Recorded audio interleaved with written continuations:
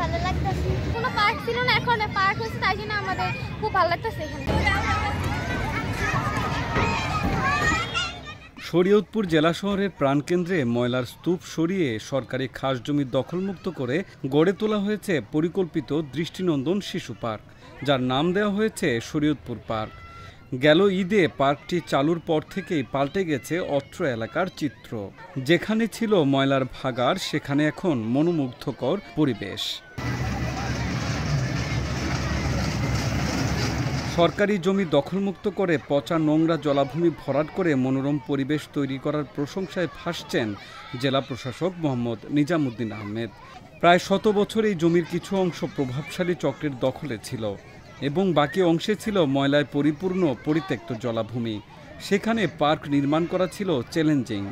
শরীয়তপুর জেলা সদরে চিত্ত বিনোদনের কোনো স্থান ছিল না, শিশুদের যাওয়ার মতো কোনো জায়গা বা খেলাধুলা করার মতো কোনো জায়গাও ছিল না। সে কারণেই আসলে আমরা এখানে একটি পার্ক স্থাপনের উদ্যোগ নিয়েছি। তো সকলের জন্য একটা বিনোদনের জায়গা আমরা স্থাপন করেছি এবং এই জায়গাটা আমরা সামনে আরও উন্নত করার চেষ্টা করব, যেন এখানে ছোট বড় নির্বিশেষে সকলে এখানে সময় কাটাতে পারেন। ফ্যামিলি নিয়ে, পরিবারকে নিয়ে যেন সময় কাটাতে আসার মতো তাদের সময় সুযোগ আমরা করে দিতে চাচ্ছি। সেই কারণেই আসলে এই পার্ক স্থাপনের উদ্যোগ নেওয়া হচ্ছে। উদ্বোধনের পর থেকে বিভিন্ন বয়সের শিশু, কিশোর ও নারী পুরুষের পদচারণা আর কলকাকলিতে মুখর হয়ে ওঠে পার্কটি। মাত্র 30 টাকায় পার্কে প্রবেশের সুযোগ পাচ্ছে শিশুরা। এছাড়া এতিম, দরিদ্র এবং বিশেষ চাহিদা সম্পন্ন শিশুদের জন্য বিনামূল্যে প্রবেশের সুযোগ তো রয়েছেই। অনেক ভালো লাগতেছে, আমি অনেক কিছু করতে পারতাছি, খেলতে পারতাছি, এই জন্য ভালো লাগতেছে। এখানে এসে আমাদের খুব মজা হচ্ছে, কারণ আমরা স্কুল শেষে এখানে একটু সময় পার করতে পারি।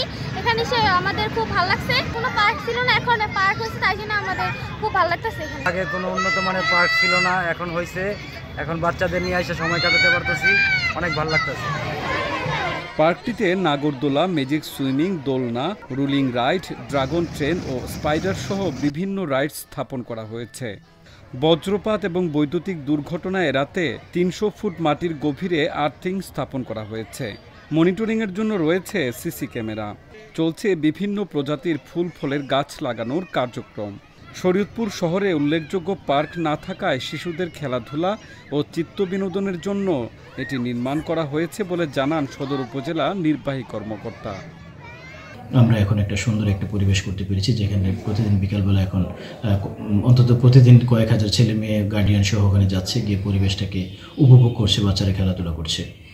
তো এই জায়গাটায় আমরা এখন পর্যন্ত যা করেছি শিশু পার্কের জন্য মোটামুটি কমপ্লিট হয়েছে। আরও সামনে কিছু ট্রেন সহ কিছু খেলনা ওখানে আসবে, পুকুর নিয়ে কিছু পরিকল্পনা আছে। একই সাথে আমাদের সিনিয়র সিটিজেন যারা আছেন তারাও যেন ওখানে গিয়ে সুন্দর করে গিয়ে বসে সময় কাটাতে পারেন, তাদের জন্য একটা পরিবেশ তৈরি করার জন্য ডিসি স্যার চেষ্টা করছেন। আমরাও আন্তরিকভাবে সেই চেষ্টা কাজ করে যাচ্ছি।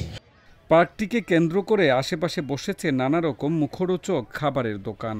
পার্কের বর্তমান জায়গা ছাড়াও কিছু অংশ এখনও দখলমুক্ত হয়নি, তাই সরকারি জমি দখল করে অবৈধভাবে গড়ে ওঠা স্থাপনাগুলো সরিয়ে নিতে দেওয়া হয়েছে নোটিশ।